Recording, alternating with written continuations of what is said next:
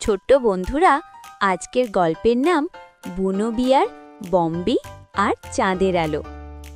একটা শান্ত বন ছিল যেখানে থাকত বম্বি নামের ছোট লাজুক বুনো বিয়ার।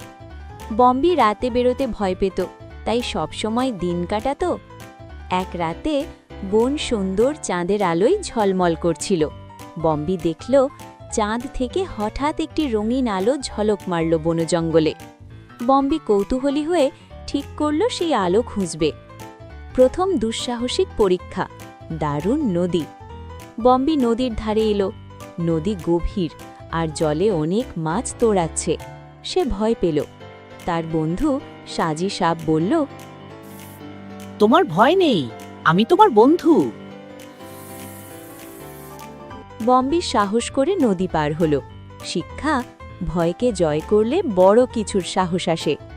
দ্বিতীয় পরীক্ষা, জ্ঞানী প্যাঁচা।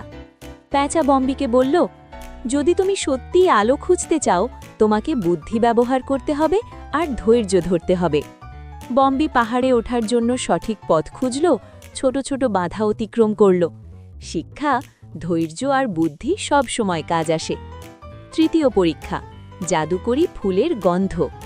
আলো পৌঁছল এক জাদুকরি ফুলের গাছের কাছে, যেখানে ফুল শুধুমাত্র তাদের সাহায্যের ফলাফলের সাথে ফোটে।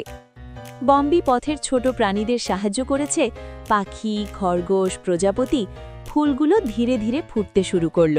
আলো বেরিয়ে এলো। বম্বি বুঝল নিজের সাহস, বন্ধুদের সাহায্য আর ধৈর্যই তাকে সঠিক পথে নিয়ে এসেছে। শেষ গল্প। বম্বি এখন রাতেও বেরোতে সাহসী। সে শিখেছে ভয়কে জয় করো, বন্ধুদের সাহায্য করো, ধৈর্য ধরো আর নিজের বুদ্ধি ব্যবহার করো। বন জুড়ে বম্বি এখন সবাইকে উদাহরণ। ছোট্ট বন্ধুরা, এরকম আরও কার্টুন পেতে চ্যানেলে এক্ষুনি ফ্যাং 59 কার্টুন সাবস্ক্রাইব করো।